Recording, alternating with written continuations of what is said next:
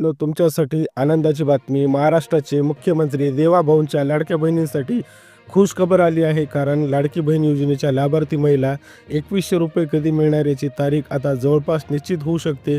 राज्य मंडळाच्या बैठकीला आता सुरुवात झाली आहे. मंत्रिमंडळातील सर्व मंत्री बैठकीला उपस्थित आहेत. पॉइंटेड असा प्रश्न आहे, ज्याचं उत्तरसुद्धा पॉइंटेडच असावं आमची अपेक्षा आहे. इलेक्शनच्या काळामध्ये तुम्ही शब्द दिला होता. तुम्ही विविध ठिकाणी बोलता की ₹2100 आम्ही हप्ता देऊ. मात्र आमच्या भगिनींना आत्तापर्यंत अद्यापही ₹2100 पोहोचले नव्हते. मात्र माध्यमातून पॉइंटेड उत्तर आम्हाला असावं की ₹2100 अधिवेशनात करणार आहात का, करणार नाहीत का आहेत, एकच आम्हाला तुम्ही सांगा. यानंतर मात्र तो प्रश्न विचारला कृषी विभागाच्या मागे नमो शेतकरी योजनेच्या संदर्भात आपण विचारत असाल. ज्या वेळेला लाडकी बहीण योजनेचा शासन निर्णय निर्गमित करण्यात आला, त्यावेळेला त्या शासन निर्णयामध्येच नमूद केले आहे की शासनाच्या ज्या वेगवेगळ्या योजना आहेत, ज्याचा लाभ हा माता भगिनीचा किंवा लाभार्थी घेता येतं, याच्यामध्ये ₹2100 जे आहेत किंवा 1500 अधिक योजनेचा रकमेचा लाभ जर ती लाडकी बहीण घेत असेल, तर मात्र तिला लाडक्या बहिणीला जे आहे शेतकऱ्याच्या ह्याच्यातून फक्त ₹500 महिना किंवा ₹1000 महिना देण्यात येत होता. बहीण घेत असली तर ती योजनेमध्ये पात्र होणार नाही. एक नमो शेतकरी योजनेची ती जी आहे, ज्यामध्ये ज्या महिला आहेत, माता भगिनी आहेत, यांना हजारो रुपये जे आहे लाभ मिळत असतो. ज्याची वरची 500ची कॅपिंग म्हणजेच ती शासन निर्णय सुरुवातीला नमूद केलेला आहे की किमान हा लाभ शासनाचा प्रत्येक लाडक्या बहिणींपर्यंत पोहोचला पाहिजे. त्यानुसार नमो शेतकरी योजनेच्या ज्या लाभार्थी आहेत, त्या साधारणपणे 5.5 ते 6 लाख आहेत. त्यांना या योजनेतून वगळण्यात आलेले नाही. फक्त त्यांना ₹1000 नमो शेतकरी योजनेतून मिळतात आणि ₹500 लाडक्या बहिणीतून मिळतात.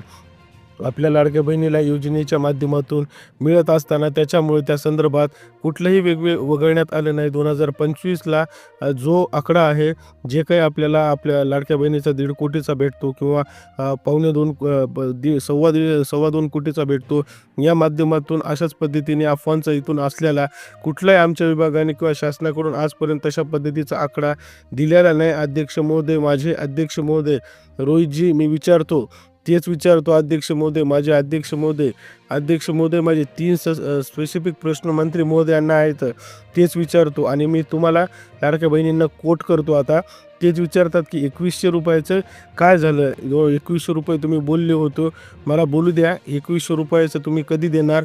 आणि निवडणुकीच्या पूर्वी जेव्हा माझी लाडकी बहीण योजना जाहीर केली, त्यावेळी किती लाभार्थी आपण होते? आणि त्यानंतर निवडणुकीच्या नंतर जेव्हा सगळे निकष लावले, घरात गाडी असेल, दुसरी योजना मिळत असेल, यानंतर मात्र किती एक्झिट झाले? सांगितल्याप्रमाणे महायुतीच्या वचननाम्यात असलेले मंत्री महोदयांनी कृपा करून मला सांगावं की लाडक्या बहीण योजनेचे ₹2100 आपण देणार आहात की नाही? अध्यक्ष महोदय, आपल्या माध्यमातून मला सभागृहात त्या ठिकाणी नमूद करायचं आहे की ऑक्टोबर 2024मध्ये ज्यावेळेस आचारसंहितेचा आधीच वितरणाचा लाभ झाला होता, त्यावेळेस 2,33,00,000 लाडक्या बहिणी होत्या. म्हणजे 64,000 सुद्धा सुमारे इतकी होती. आपण जो काही लाभ आता वितरित करत आहेत, ती साधारणपणे संख्या 2,47,00,000पेक्षा अधिक आहे. म्हणजेच 2,33,00,000पेक्षाही जास्त झालेली आहे. आणि यानंतर मात्र आता 2,47,00,000 आपण महिलांचा लाभ हा त्याच्या खात्यामध्ये जमा केलेला आहे. ₹2100 संदर्भात जो निर्णय आहे, तो महायुतीच्या सरकारने महत्त्वाकांक्षी योजना आणली आहे आणि महिलांना ₹1,500चा लाभ वितरित करणार आहोत. सरकारने एकमेव सरकार आहे ज्याच्यामुळे आयुष्यामध्ये हा आनंद आहे. लाडक्या बहिणींना खुशी होत आहे. ₹2100 संदर्भात योग्य निर्णय तो आमचं सरकार, मुख्यमंत्री देवेंद्र फडणवीस आणि उपमुख्यमंत्री योग्य वेळी घेतील. लाडक्या बहिणींची फसवणूक होणार नाही, ही दक्षता आम्ही घेऊ, अशा संदर्भात जे आहे बोलल्या गेलं. फायनली हिवाळी अधिवेशनाला आता सुरुवात झाली आहे. सर्वात मोठा मुद्दा जर लाडक्या बहिणीचा जो आहे, तो या अधिवेशनामध्ये मांडण्यात आलेला आहे. आणि लाडक्या बहिणींनो, महत्त्वाचा जो विषय होता तो म्हणजे ₹2100 हप्त्याबद्दल ज्यात विषयात जी चर्चा आहे, ती मी तुम्हाला आत्ता कोट करून सांगितली की कशा पद्धतीने जे आहे ₹2100 हिवाळी अधिवेशनात मुद्दा मांडला होता. आणि यानंतर मात्र तुम्हाला आपल्या व्हिडिओच्या माध्यमातून समजलं आहे की सरकारची भूमिका स्पष्ट आहे की येणाऱ्या काळामध्ये किंवा लवकरच लाडक्या बहिणीचे ₹2100 जे आहे करण्यात येतील, जेणेकरून लाडक्या बहिणीच्या घरामध्ये आनंद साजरी व्हावा. आणि ₹2100चा हप्तासुद्धा वाटप होणार आहे. परंतु मागच्या महिन्याचे जे पैसे होते ते नोव्हेंबर आणि डिसेंबरचे ते अजूनपर्यंत बहिणींच्या खात्यात जमा झालेले नव्हते.